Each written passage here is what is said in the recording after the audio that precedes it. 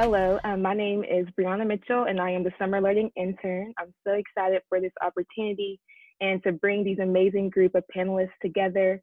The Sawyerville team wants to help make this moment of movement, and we hope as individuals watch this video, conversations will begin and within your own spheres of influence, and then your move to action.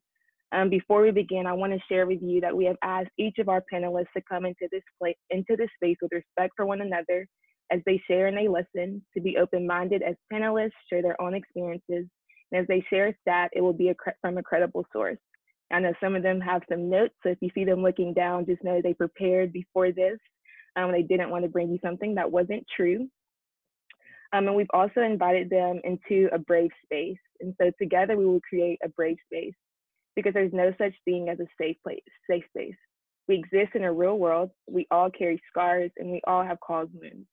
In this space, we seek to turn down the volume of the outside world. We amplify voices that fight to be heard elsewhere. We call each other to more truth and love. We have this right to start somewhere and continue to grow. We have the responsibility to examine what we think we know. We will not be perfect. This space will not be perfect.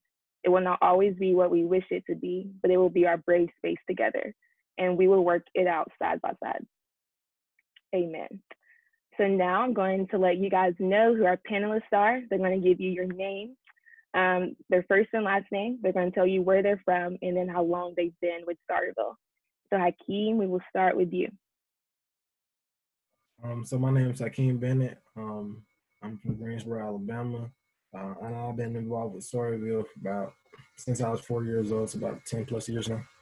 My name is Abby Poole. I'm from Birmingham, and I've been involved with Sawyerville since 2017, so 3 going on 4 years. My name is Deontay Patterson. I'm also from Greensboro, Alabama, and I've been involved with Sawyerville for about 6, so 2 plus years as well. My name is Ava Claire Maddox. I am from Wetumpka, Alabama, and I got involved with Sawyerville the summer of 2018. Hey everyone, my name is Jordan Smith. I'm from Tuskegee, Alabama, and I've been with Sawyerville 3 going on 4 years as well. My name is Ann Mosley Whitsett. I am from Birmingham, Alabama, and I have been involved with Sawyerville since 2016. Thank you guys for introducing yourselves. So for our discussion today, we will have this group of panelists answering questions that were submitted from our Sawyerville community. So throughout the summer, we will have a different series of panel discussions as well as panelists. So if you are interested in something or have a topic that you would like to hear more about, we would love for you to submit that on our website. So now we're about to get started with our discussion. So our first point, I want to ask our panelists, what have you learned about race in college or your current place of life that wasn't covered in K through 12 curriculum? And so like when you hear the names Emmett Till, Tamir Rice, even terms like white privilege, convict leasing, and mass incarceration, are those things that you've learned about in more recent years, or is it something that you learned in school? So Hakeem, we'll start with you. So I learned that racism is more prevalent in today's society. I also learned that it occurs in modern times, such as our court system and local businesses as well. When I hear those terms or those names, it reminds me of cruelty, more knowingly of Emmett Till. I recently got a better understanding of mass incarceration, which strengthens my interest in law as well. Just going to the Peace and Justice Museum in Montgomery, it just helped me get a realization of what is now going on in the world today. In college, I've learned a lot more about the meaning of white privilege. It's not something that was emphasized in school, and it's not anything that we talked about. So that's something that I really learned to acknowledge, and I've really learned the definition of it. And then also something that I learned a lot about was equity versus equality, acknowledging the differences in each person, and that we don't want to necessarily be equal, but acknowledge everyone's different backgrounds and be able to see those and treat people in those respects. We went over the life of Emmett Till in K through 12, but it wasn't something that we emphasized enough. And I've learned a lot more about it now in college. And it's something that I really, really wish that we had learned a lot more about. And I never really learned about Tamir Rice until more recently. So yeah, that's what I have recently learned about. my high school also kind of just passed by immaterial. We learned that he was beat to death, but that was all we learned. You know, while in college, I also learned that that this topic is way more complex than just black and white. There's a lot of other races that go through this. I think that first term I heard about white privilege was a person to person actually, and there's a lot of things that I see now that I didn't see later. Just a lot. In my K through 12 learning, the only names mentioned were Rosa Parks and Martin Luther King Jr. And the first time, I mean, like everyone is kind of saying now, that was racism was over. And the first time I kind of got a glimpse of the systemic oppression was my senior year when the National Memorial for Peace and Justice opened up. And I went through and saw the pipeline from slavery to convict leasing to mass incarceration. And I had no idea, and I was oblivious to everything. And then when I got to college, I learned more. And I don't think if I was not in the area of study that I was in, I still don't think I would be learning the stuff that I am. I think one thing that I learned about racism is that it's not always blatant. A lot of times it is very subtle, and it comes in many forms that people really don't know about. So forms such as microaggressions, I'm sure which we'll talk about later. And then you also have colorism, and then like we talked about before, mass incarceration. So racism just isn't the thing that I learned most is that it's not all the way just in your face. Sometimes it can, be hidden under something else. So I think that's the biggest thing. But as far as names like Emmett Till, Tamir Rice, I think I've always known about them, but there has never been emphasis on them. So a lot of those backstories that you hear, like the dirt that was put under the rug, I haven't learned until these recent years through talks and person to person. So the EJI Museum. So really later on in my life, even as a Black male, I didn't learn until my 18, 19, and 20. So I remember learning about Emmett Till when I was about in middle school. And then they followed that conversation with, and then there was the civil rights movement. And then, we tied a bow on it, and racism is no more. Like the civil rights movement ended that era for America, which is just not the case at all. And like Jordan was saying, it's not blatant racism that is causing the systems of oppression in our country. It's the microaggressions and it's the privileges that white people have that people of color just do not have, that has manifested into so many of our structures. I learned about mass incarceration in college, and it's just astounding how bad of a system that is, and that it's not talked about. And it can be considered modern slavery because people's rights are just taken away, and like that stays with them for the rest of their lives. So it's not something that does good for our country. Like this is a system that we have to continue to work on, by having conversations like this and using the motivation from conversations like this to take action in the world. So, yeah. Thank you guys. Those are really good answers. So our next one is when and what was your first experience with racial indifference? And so we're defining that as a lack of compassion and caring about race and racial groups. That's according to Michelle Alexander in her book, The New Jim Crow. So Hakeem, we'll start with you.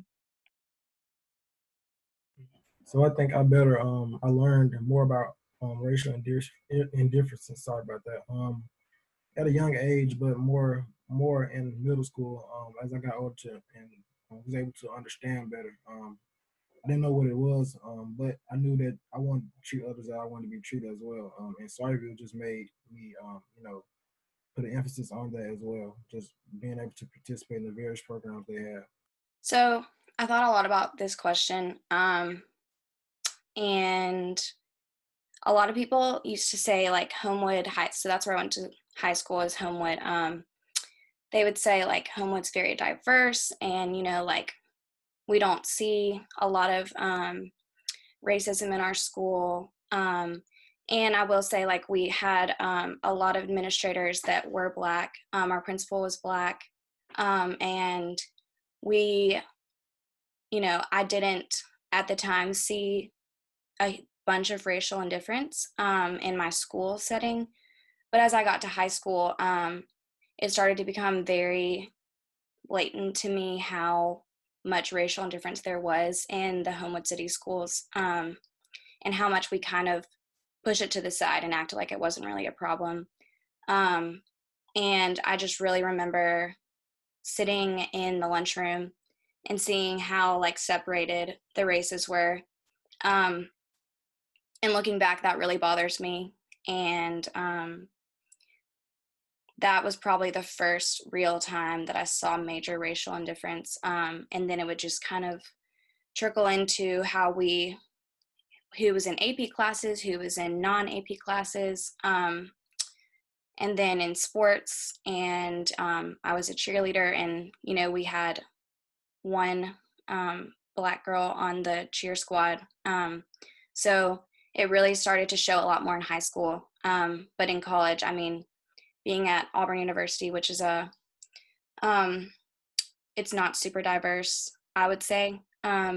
As when I really, really began to see like how huge racial indifference was. I just recently found out how bad it is, because I am college as well.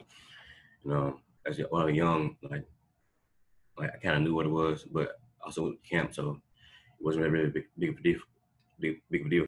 But growing up, me branching out, meeting new people, like I definitely decided. I definitely know what it is. I have a very similar experience to Abby. Just a clear separation in school, and sometimes you could tell certain teachers would treat kids differently. I think racial indifference for me was something that I think I've always been aware of, but not being able to fully understand it is kind of what kept me from acting on it. But for me, I mentioned earlier colorism. I feel like that's one of the biggest things of racial indifference that I can think of. Ever since I was younger, being around in a majority white school, and one phrase that I'm sure everyone has heard is "You're pretty for a Black girl." I absolutely cannot stand that phrase, but that's the one that I thought of, that I've been hearing since as little as I was in the first or second grade. And to me, that just kind of blew my mind. And then as I got older, you really saw the divide in groups.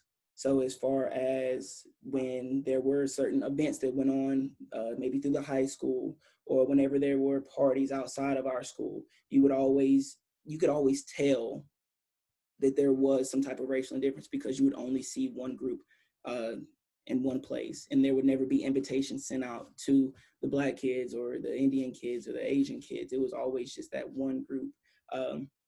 But I think that was the earliest one that I could think of for sure. So when you point out something is wrong in school, I remember kids just saying like, or teachers just saying, "Oh, well, that's just how it's always been," and just total disregard for that is wrong, and no one wants to fix it, and there's no compassion there for that. I would say that I definitely wasn't aware of the racial indifferences in elementary school and middle school when I was younger.